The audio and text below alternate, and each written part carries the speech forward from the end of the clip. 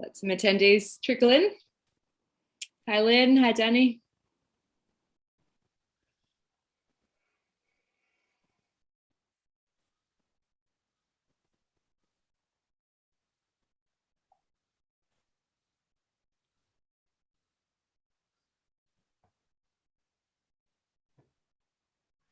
Hey, Michelle.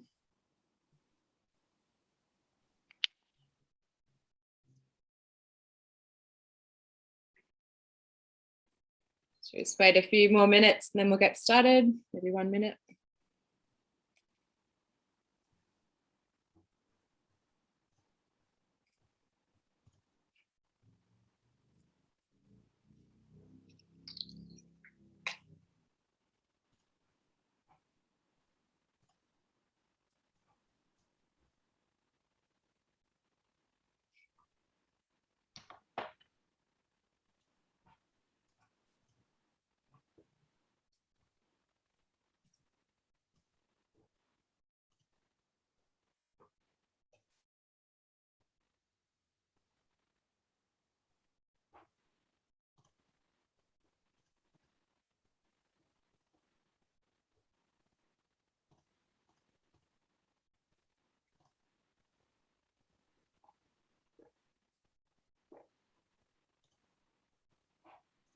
Okay, we might make a start. People can still join as we go. So welcome everybody. My name's Jordan. I'm from salesforce.org. I'm Partner Marketing Manager and I will be moderating today's session with Justin. So next slide, please, Justin. So before we get started, we'd like to acknowledge the traditional owners of the land. So we pay our respects to elders, past, present, and emerging. As always, we've got our Salesforce forward-looking statement. We don't expect anything will come up today that is forward-looking. However, a reminder to please only make purchasing decisions based on currently available products and services. Now, we'd like to start by saying thank you, not only for joining, but a huge thank you to the inspiring and work and impact initiatives that your organisations are committed to each and every single day. You continue to keep your stakeholders at the centre of everything you do, and it's a real privilege and pleasure getting to work with you in this space. Now, a bit of housekeeping. Don't panic, everybody, all attendees are on mute, so you can't speak. If you'd like to ask any questions at the end of the session in the roundtable discussion, please use the raise hand prompt and we will unmute you. As we're presenting, feel free to use the Q&A for any questions that might arise and the chat for comments as we go. We'd like this to be a really interactive session to encourage you all to be active and present. There's also closed captions available if anybody needs, just let me know and I'll turn those on. And with that, I will pass over to Justin, the CEO of AlphaSys. Over to you, Justin. Thanks, Jordan, and hi and welcome everybody. Look, really glad to join you here on this topic around unlocking the data that exists within your student information system, predominantly focused on the K-12 market. Now, I guess in terms of this, seems like a very hot topic at the moment, something where I think a lot of schools are currently going through transformation in their technology, somewhat prompted by the current situation with COVID, prompted by parental or fee paying expectations as well.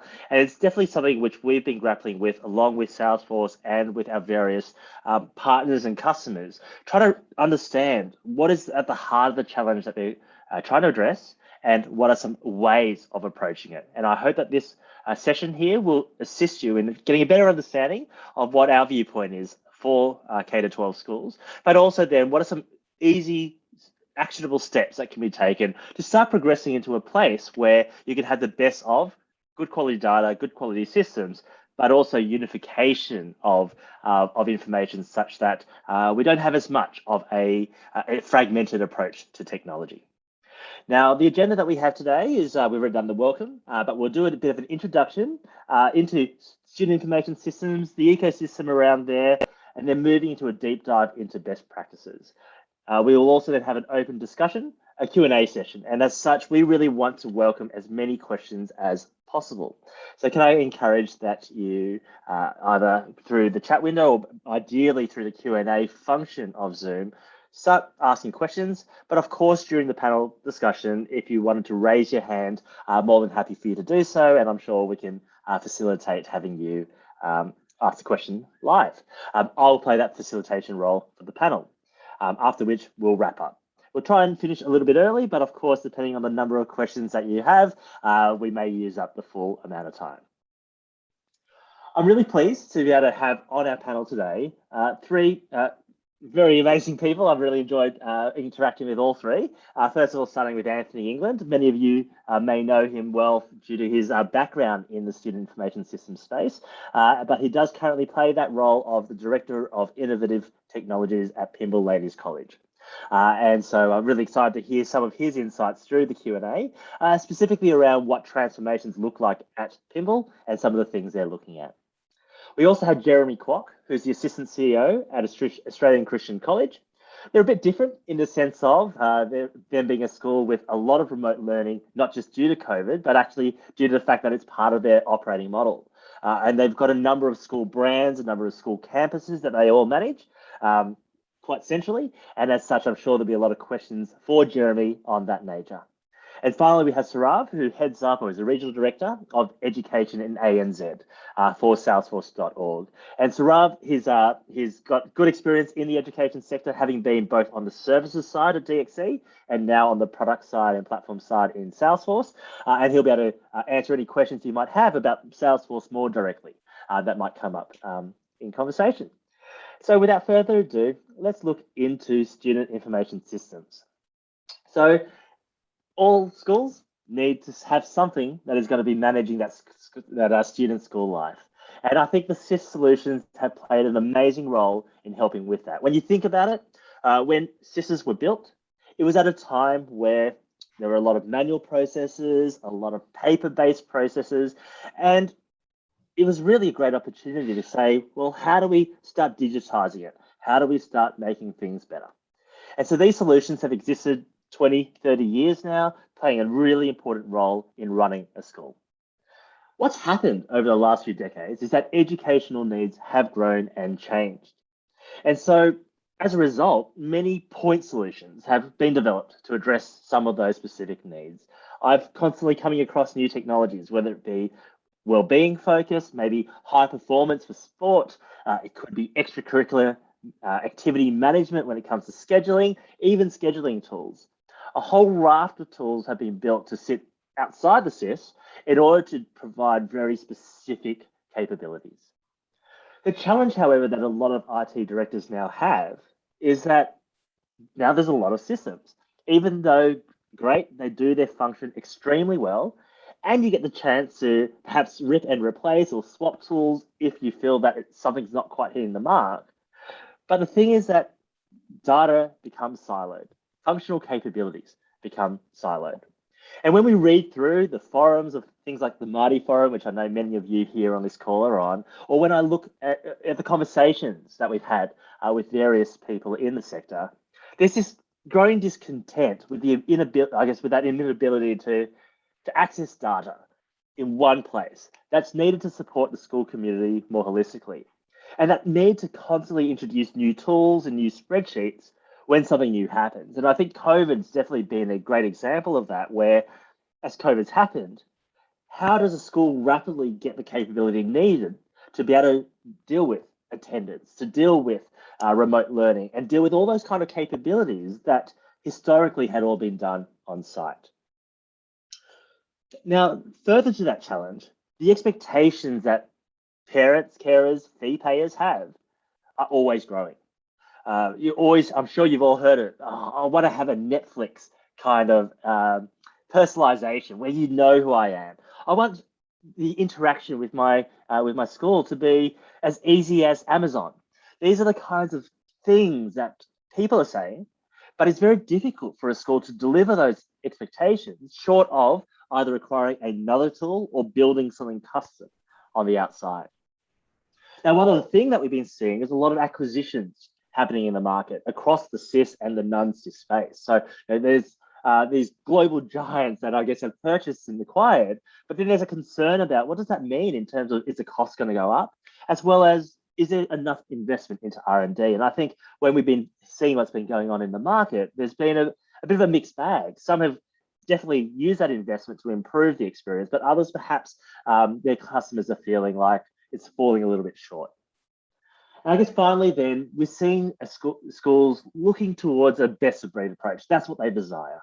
They want to be able to have a situation where they say, how can I actually use point solutions and point tools to deliver specific capabilities, but know that everything integrates centrally such that I don't need to worry about disparate data, disparate processes.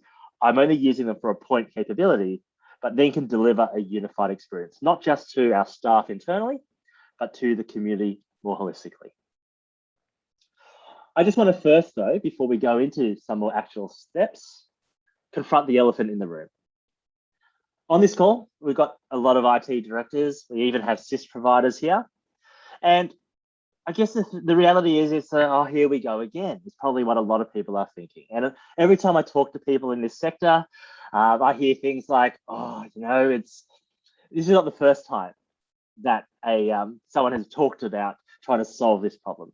Or there's a lot of, everyone's saying they want to build a SIS. But reality is, it's not that hard. And I think we'd all agree the role that the SIS plays is very important and is very difficult to build. But I guess we also hear comments across the forums, right? Pace of development's too slow. We want that best of breed. Why can't I integrate? Why can't I get all my systems to work on any device, mobile, tablet, and the like? And then we've even seen a few comments by a few schools saying, oh, I'm so frustrated, I'm just going to build it myself. This is the reality of the situation of the landscape right now. And for us, we've been trying to tackle the problem with our collaboration partners to go, what would it look like? So let's have a look at what we talk about when we say future to former journey. And how does that interface with the problem we're talking about here? Future to former really is looking at that concept of personalization end to end. Currently, when you think about, say, enrollments and marketing, there's one set of tools to manage that. Then they move into the current life, whether it be a current student, a current carer, where there's a whole raft of different systems to manage that area. And then when they leave that school life and they become a part of the broader community, whether it be as an alumni or as a former parent or carer, we move across to another set of systems across the other end. But the thing is that your customers have an expectation that that experience is going to be unified, that the information that's captured along the way across this journey is going to be utilized in a way that can personalize the experience, that demonstrates that you know who I am. And more, the boards of schools and the execs of school are coming from the enterprise land, are coming from corporate land, where they've seen this being applied in retail, in associations or nonprofit, and they're saying, why can't we have that same kind of end-to-end journey being managed directly within perhaps a platform or some other place there? The thing is that, as you can see on this list, there are a lot of capabilities that are required. It's not as simple as, let's say, a fundraiser who goes, look, I just need to deal with volunteering and deal with raising money. That's it. There are a lot of functions within a school that need to be managed, all of which are highly complex. And so the approach that we wanted to talk through is what we see as a platform approach. And a platform approach is to say, well, look, we've got the student information system. That's fantastic. The student information system is strong at data, strong at managing that school life. But how do I unlock it? How do I perhaps complement it in a way that enables us to then get access to the functions that are needed to provide that deep personalization across the journey, to really capture that data centrally where it interfaces with the various solutions, whether it be a SIS or a point tool, to help make sure that the data is flowing nicely. But in the end, we're able to inform teachers, administrators, even automated in a way, inform the right next step or the right behaviors that we're looking for. And so this is the Salesforce approach that they take in terms of viewing the idea of having learner success and institution success all in one platform. As you can see, there's a bit of a vision there with a lot of capabilities, but the key concept behind it is around that concept of liberation. Starting with the base of your SIS, how do we get above it? A platform that means that I can build a capability. I can perhaps buy a tool that is installed on top of that platform to enhance the solution, or perhaps integrate because of open APIs. And so when we look at this circle or wheel here, not all capabilities are necessarily delivered directly by one platform. And I think it probably would be a huge stretch to say that a single solution vendor is able to do absolutely everything that a school or any organization needs. And so I guess, the concept that we have been looking at is the idea of complement, enhance, or level up. So let's look at what we mean by that. We know that we've got a SIS at the bottom, and we have a platform now embedded on top that's got strong connectivity to get the data outside of the SIS into a platform. It enables the school now to start thinking, what can I do to complement, to add capabilities or extend capabilities into our technology ecosystem? And a very common example of that is enrollments and marketing. How do we say that now that I've got my data into a platform, can I get a really strong personalized experience where we know that the person that's applying is a current parent, and we're able to use that data to perhaps pre-fill information, or perhaps even start asking more pointed questions to get a deeper understanding of who they are, as opposed to the questions we would ask if they were a first-time applicant to the school. So complement is about going, how do we extend those capabilities to make that ecosystem more complete? The next concept that we talk about is enhancing. And enhancing is about, well, maybe there is a capability that already is provided by the SIS, but we just need to add the extra 10% to it. And so how do we enhance it by making it slightly better? And then finally leveling up, which might be the SIS doesn't do it as their core function, or there's a point solution that we have outside, but you know what, I'd rather not have it sitting somewhere else. How do we level up by replacing components of some of these capabilities to improve or differentiate? Now, the great thing about taking a platform approach is that flexibility of option, that ability to build, buy, or integrate. Because in the end, it means that you can say, well, here's a capability, what are my options? And where it's perhaps your secret sauce, something that you believe as a school is going to truly differentiate you, you might choose to build it on the platform. Or perhaps it's something where you're going, look, there's already a tool that's in the marketplace that Salesforce has got, which does this capability really well. Or maybe we can just buy it, install it on the platform, and fantastic, we're away. But of course, there are some situations where I don't want to build it. I can't just buy it. There's a great tool outside, can I use it? And that's where we can integrate. And integrate allows us to be able to say, well, let's use it there, but how do I get the data into that tool to help me have the right student data, the right parent data, that as it gets updated in the SIS or other location, it gets reflected across the relevant point solutions? And how do the insights that that solution might gain come back into the platform to mean that I can have a much more meaningful experience? I can get better dashboards and reports. I could perhaps use that data to provide, to apply some AI to get some better predictive analysis as to what could be happening next. And so this is a concept of saying, let's use the platform to be that place, to be the gatekeeper, to be that integrator of all the different capabilities. Now, it sounds like a lot of talk, and I know that for those that have been at EduTech and other conferences, there's lots of platform players that are talking a game, but what does it look like in reality? And so I wanted to show that it's more than just a conversation. Some examples of things that your peers are doing right now. Enrollment forms that are able to be that personalized and pre-filled, where that experience can be managed and tightly integrated with a journey builder for marketing, such that we can start saying, well, look, Justin has just started applying, but hasn't yet completed the application.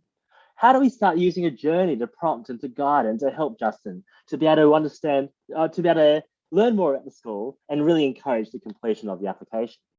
Or perhaps there's a gap. Maybe I'm enrolling my child for year 7, which means there's a 12-year gap between the sign up and the actual first day at school. How can you engage with me in a meaningful way where my either engagement or lack of engagement could be a good determining factor as to whether I'm likely to join your school? And we often talk to enrollments officers about, I really wish there was a way to know which of these 300, 400 potential new students are more likely to join. Because when we do that first round of offers, we want to minimize that likelihood that we're going to get a rejection. And so this is where combining enrollments with marketing can give you that richness of data to be able to know that this parent engages with the emails and engages with the various communications much more than another parent. And even those engagements can start building much more depth of understanding into, well, Justin tends to click more on being Asian, maybe STEM type of information, as opposed to perhaps arts or sport, and so it could be that way of then going, how do I now tailor the communications to Justin during those 12 years, knowing that STEM is perhaps more important for me, to talk about some of the accomplishments and achievements that the school has had in that area. Then we've got others that are looking for a portal experience. And right now there are portals for LMS, portals for CISs, but many organizations are looking for a centralized place to go. And so what a few of our clients have done is to build a custom portal on top of Salesforce, where they can manage that end-to-end journey across whether it be maybe the enrollments through to becoming an existing parent or carer, and then even for alumni as well. But of course, where there isn't an external system, maybe for finance, maybe for LMS, using it as that launch pad to be able to go to the next system and leveraging single sign-on to provide that unified experience. So that's an example of building or configuring applications that are built on top of Salesforce. We've also got that idea of a marketplace, and Salesforce has an extensive marketplace, over 100,000 tools there to help make the platform even better. And so one example is an application that's called Posamente. And so Posamente is a wellbeing app which enables a school to be able to manage things like a concern that a student or a parent or a teacher may have observed in the playground or at home.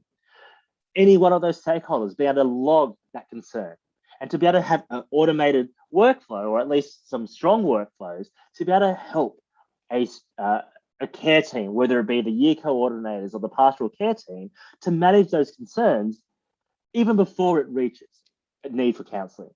But of course, if counselling is required, to be able to then move it across to counselling where any referrals, any other meaningful interactions, any clinical notes can be recorded. How do we unify that experience in one place? And that's where the app marketplace of Salesforce is able to step in to deliver those capabilities. That's a lot of talk there, but what's possible, but it sounds challenging, it sounds scary. And it is hard to make change within a schooling environment. And so what we've come up with is a bit of a concept of walk, jog, and run. Transformation doesn't have to be done in one big bang approach overnight. Especially in the schooling environment, often it requires staggering and adjustments and slow moving towards a new point of view. And so what we've attempted to do at the start is to paint a picture for what could that future look like. But some actionable steps that can be done is to simply start with unlocking the data from your SIS into a platform. This is already being done and already able to be done. Let's get that SIS data of carer, student, and staff data into a platform. Now from there, you can start doing those small initiatives to enhance or complement your existing workflows. Initiatives like marketing and enrollments, well-being, or perhaps even portals. Could be that initiative that you want to do where it's not going to cause too much disruption to your current ecosystem of technologies. But then we can move into jog, where we say, you know what, now that we've got the platform operating well, and we've got buy-in from the school community, both internally and externally, let's start thinking outside the box. What are those areas of either capability that we're underperforming in, whether it be due to inefficiencies, whether it be not aligned to your business processes, or maybe it's just your staff and your community are just not feeling it's hitting the mark. And that's where you can start consolidating. And we see that vision of, instead of having 20, 30 different systems scattered across the place, starting to bring them in to more a platform approach of maybe 5 to 10 sitting outside, tightly integrated to the core platform in the middle. This means that you're able to regain control as well. There's less shadow IT perhaps, and that instead of having a fragmented technology landscape, we've got a bit more of a controlled environment. But finally, run. And run is around, there are just some schools that are saying, you know what, we aren't really the traditional school, or we just don't want to run the way that schools have always run. And so this is where they're starting to think through, well, what does it look like? What is that right series of technologies in terms of the way we should be running, and how do we design it from the ground up? Having already got the platform in place, that gives you that ability to start thinking outside the box and to really think through what that ideal technology ecosystem looks like, which means that you can know your community well, you can delight your staff in terms of the way that they operate, but also that all your information is accessible on any device at any time. And so that's a bit of the approach that we'd like to recommend in terms of looking at digital transformation within a K-12 school environment. So I might now move to the next section, which is around our panelists. And once again, I'd like to thank Anthony England, Jeremy Kwok, and Saurabh Singh for offering to join us. And we'll now start taking some questions. Okay. All right, so first question I've got here is around a question around the idea of a school being unique. And so all schools have their slight nuances and differences. Is it possible for a solution to be flexible enough to meet those peculiar needs that a school has? Now, I might just quickly start off with answering a little bit of that. And I think the key concept of a platform like Salesforce is it was built to be flexible. It provides core data models and functions. However, it allows you to be able to then customize the environment to be able to specifically align to the business processes that you have, as well as capturing the data that is required. And so that's a benefit of a platform approach versus a product approach, is that concept of saying, I don't want to be locked in. I want to be able to think outside the box and make the solution operate the way that I want. But I wouldn't mind passing to Anthony England if that's okay, because you've got experience a lot with platforms and products. What's your experience has been in terms of the concept of flexibility by taking a platform approach?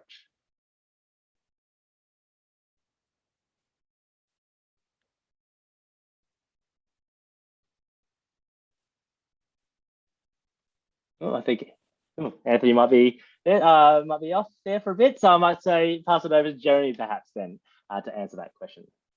Sure. Thanks, Justin. I think that just 1 minute to explain our context. ACC is a group of schools operating in 5 states. And so when we talk about what makes a school unique, oftentimes we have to think about the regulatory layer. So every state, a classic example is the working with children's check. You know, that's a requirement for every school to have, but in different states, they have different names for it.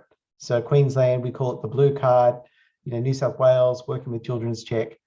And so what we find is that you have unique requirements at a school level, but we have to identify what's the difference between what is unique from a regulatory perspective and then what is unique in terms of a personality perspective. And I think oftentimes people don't want to walk into a platform, or they don't want to walk into change because they have requirements that they insist on, but they're not tied to a regulatory requirement. And also they're usually just based on end user experience. It's not a, Justin, you're speaking about a best of breed approach. We like to think that we know what best of breed looks like or feels like, but oftentimes it's just purely limited to what we know. So yeah, I think it's most of the time when we talk about what makes a school unique, where we meet as an organization is we meet at the regulations, because that is a common point of truth. And then we try and make personality a secondary part of that discussion. Right. And I guess, Anthony, now that you're back, any thing you'd like to add on the idea of a platform approach and how does that accommodate the unique nature Absolutely. of And look, schools? I've got to say, sorry, working from home scored a little family interruption at the perfectly awkward time. So I'm actually going to reverse the question. I actually think the problem I've seen at my school is that, look, Salesforce is designed to help companies ship tractors or cars or whatever it might be. And we're trying to improve our enrollments pipeline. And so it was actually a revelation that for me that schools in that sort of pipeline management, we're trying to promote and move people from a prospect to an enrollment and leveraging a software platform that's designed for those journeys. It was the non-uniqueness of our problem with enrollment pipeline conversion that attracted me to a platform like Salesforce. Yeah, so there you go. Wrong question for me. But I guess maybe while I've still got you, Anthony, because I think this is a really good question for you, who isn't afraid to have a database in the middle to aggregate data. So a question's come through around one school that is currently using AWS to aggregate the data from their SIS and other systems, and then they're building custom functionalities that they need on top. And I guess what's the benefit of taking a platform approach using something like Salesforce rather than just, I guess, taking a full custom build approach above the top?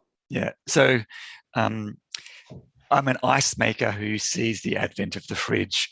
I used to be a DBA and would create connections between all of our on-premise database systems through direct queries, and realized that with the cloud, anything that I've changed how I spell SQL to API. And really, I need all of my systems, wherever they're hosted, to be accessible and able to be integrated. And like Mark suggested, having a central repository of data that's API fronted that can leverage best of breed solutions wherever they might be. I think it was actually someone else on this called James. Hey, James, you said that parents experience with things like Netflix, banks, and so forth, that we can't compare SIS to SIS anymore when we're dealing with parents. It's not who's got the best parent platform as a SIS, because they're going to compare us to Netflix, the newspaper, a bank. And can we look at our platform for parents in a SIS, and can they compete with a Netflix for user experience? And so we've got gold data in our SIS, but we needed to have, like Mark saying, that central repository, because it's not just a SIS. We've got sports systems, we've got payroll systems, we've got library systems, we've got finance systems, and all of that data is of interest to that parent.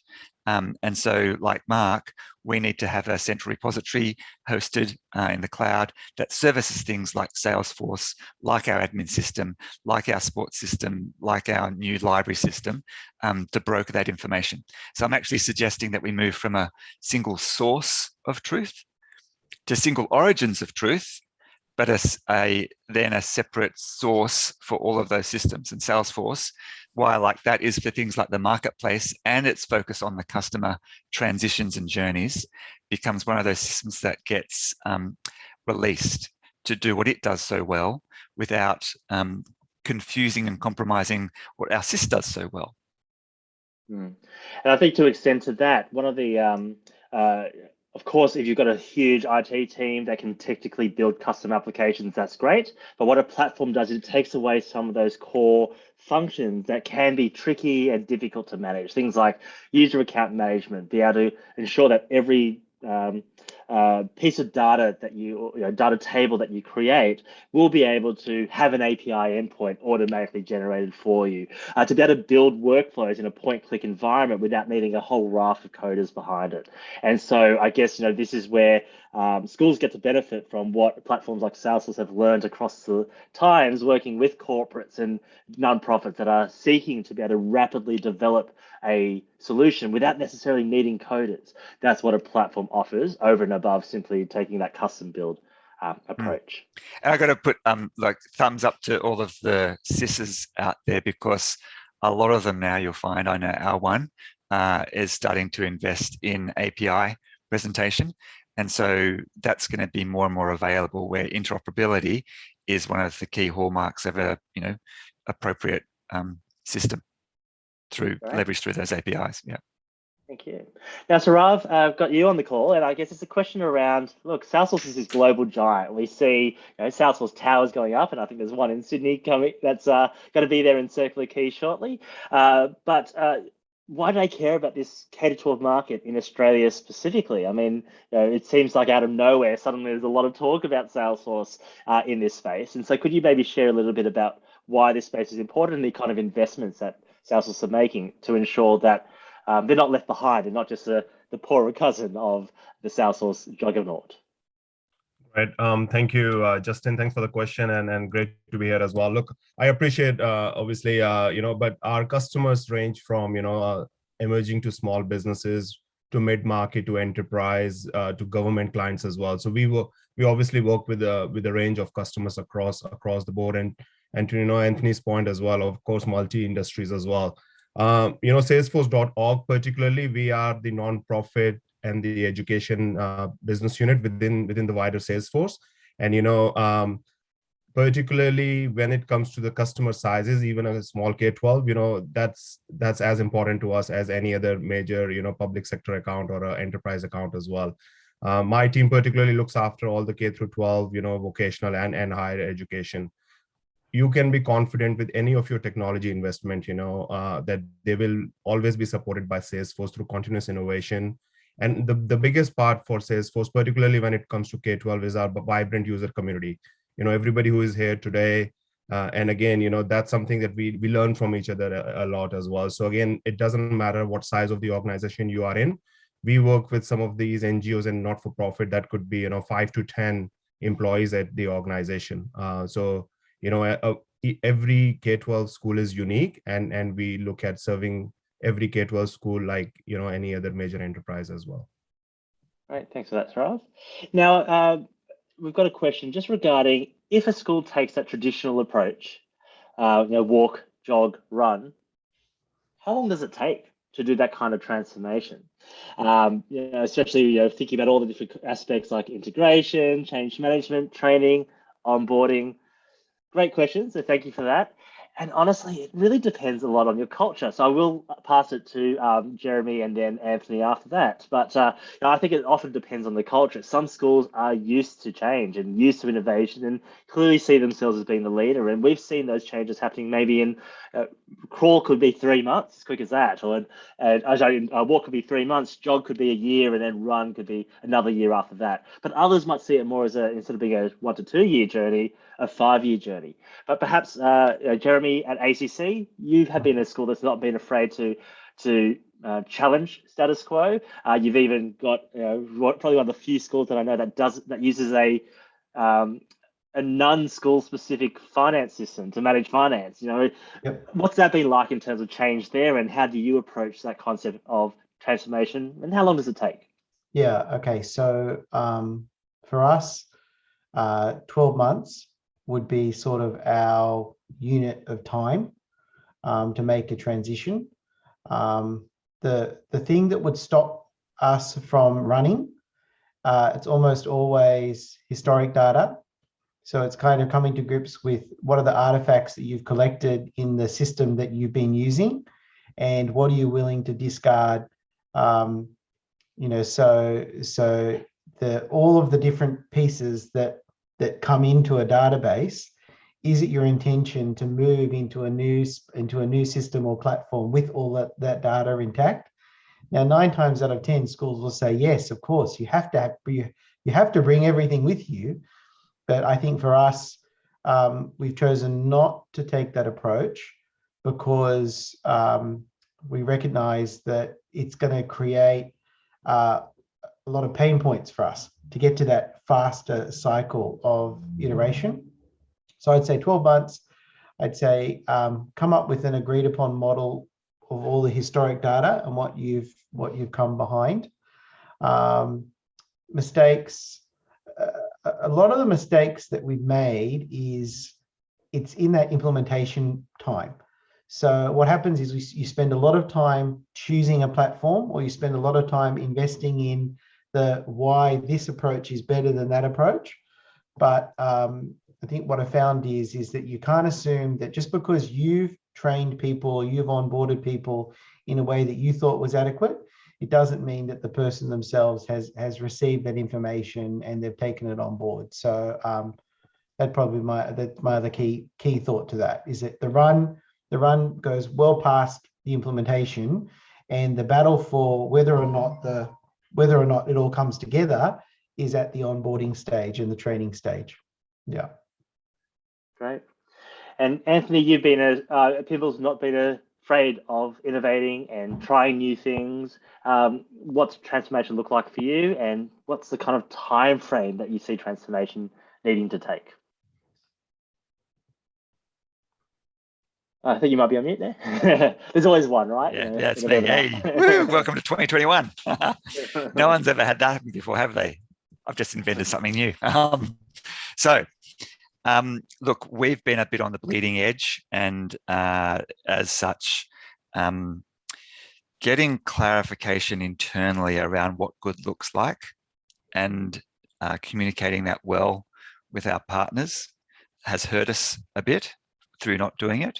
And I'd put my hand up for being a bit too scattered and unavailable, and leaning on people who know the system but don't have the tech. And so that's been a little bit of a hurdle for us. Being on the bleeding edge, also, we've been willing to make false, incorrect steps, and knowing how to pull back and change and pivot to a better way has also delayed us a bit. On the plus side, though, we're not inventing the wheel. Schools have been doing enrollments for bazillions of years. Salesforce has been doing pipeline management for decades. We're tapping into existing functionality. It's just the nip and tuck of we've had to look at. And so my hope is that like a thumb in the dam that holds back the floodwaters, once we have got that data mapping right, all of the things like, we haven't done this yet, but I'm very keen to look at, say, Salesforce's Service Cloud and Field Service, because that would offer a lot richer case management experience for the people who have got the tickets than what our existing help desk project management software ticketing solutions are. And so, look, I would say, just to talk quicker, a human aspects of the project are the things that we've been hurt with the most. Yeah, and I'll probably extend that further in terms, I think if you are going to embark on a digital transformation, some of the most important hires is that business analyst type person, the one who's able to truly understand a process, perhaps already has experience in the sector as well, but is willing to challenge status quo, that you're not recreating just for the sake of recreating or being afraid of change, but you're designing a process that is really mindful of the different personas who you're serving, whether it be your internal staff, but also then the end customer on the other end. And that BA role is often hard to find, as I'm sure we can all appreciate for those that have been in the market hiring for that. But that is such a critical role, to be able to not just be a note taker and jot down, but to challenge and to validate through testing, perhaps even prototypes in front of people. Because once you've done that testing and learning and being able to experiment quickly, that's when you can design a really quality workflow in the end and start ensuring that you can extract value after the implementation. And so transformation can take quick time if you're that type of school, or a long time, but it's really important to just have the right people on team, and also to know your audience as to what they can handle in order to make that transformation. Great.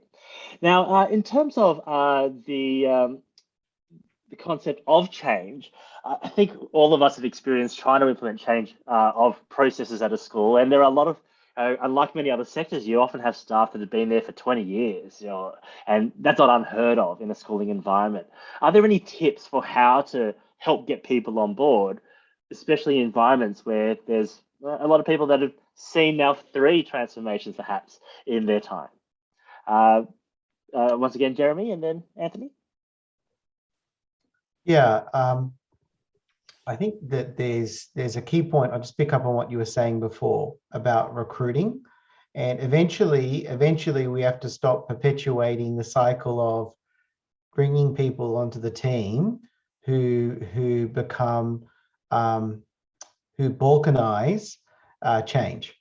And so I think that you have to do, starting in next year's recruiting cycle, spend more time looking at people's attitudes and mindsets and how they interact with change at the top end. I think that's important. I think the second thing is that there should be, you have to work with senior leaders to make sure that they're not cutting it off at the top end. So, for example, we coach our principals and we say, whatever you say in a staff meeting in terms of systems or processes or platforms, that will become permissible for the whole culture. So for us, you can't, our leaders cannot criticize systems and processes in a public forum, because we know that will kill the downstream, right? That will hurt. The teacher will say, well, if my leader is saying it's okay, then we'll just let it roll.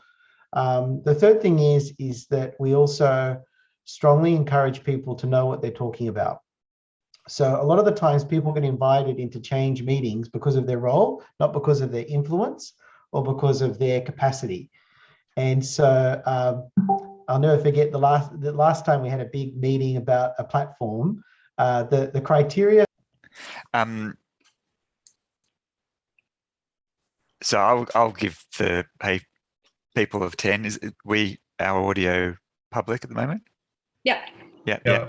I'll just answer Justin's question because he's not here. It was about the change hesitant. And my short answer is that COVID's taught us deeply that need drives ability and willingness to change, and at a crazy pace during COVID. But the underlying story is, what's the need? And if, like my school, your school has a need to better manage the enrollments pipeline, how are you doing that at the moment? And is it the sort of experience that your community and parents deserve? Does it tell them the best story? And for us, that was a need. And so that has helped motivate us through some pretty difficult times, to be, blunt. But it's on the back of the need is greater than the pain that it would be to implement. And so COVID taught us all, just got to do it. It's going to hurt, but we must, because there's this problem. And I actually think it's an appreciation of the problem and the need that helps the most. So spend 5 times longer on exploring the need than on advocating the solution.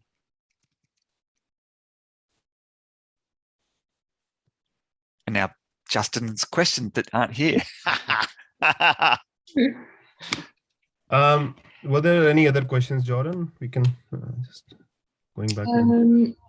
I think they were pretty much answered. We just had the one using AWS to aggregate data from SAS and other systems that build on the custom functionalities we need. How would Salesforce do this better, and why change?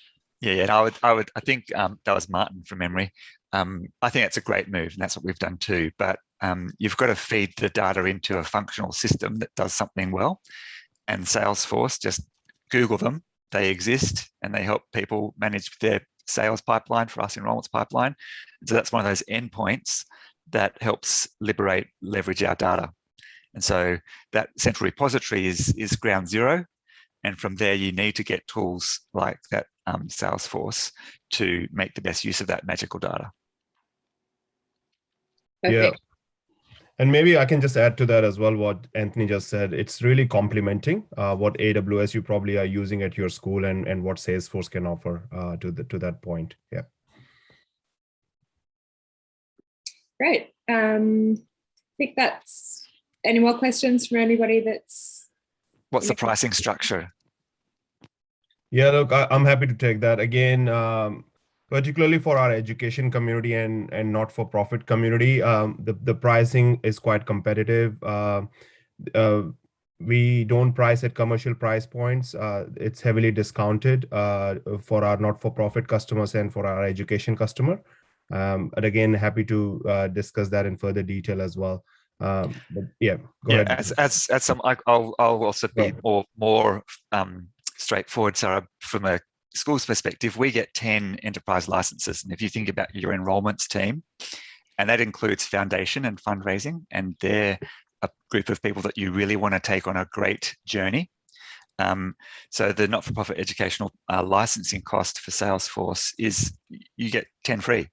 And then on top of that, I mean, if you've got a huge enrollments department, help desk, say you want to extend to help desk, as Saurabh said, it's a dramatically discounted price per additional seat that you'll take on. So as a cost for us, it's been the implementation that is the thing that you need to budget, both in time, people, and dollars to set it up. But the ongoing licensing costs for the right number of people, free. And then if you need to extend it beyond that for different functionalities, then as Saurabh said, it's heavily discounted. Thank you, Anthony. And Jono, if you could Google Power of Us Hub, salesforce.org, they'll provide you a little bit more detail there as well for those 10 free licenses that Anthony just mentioned. Thank you, Anthony, for adding that.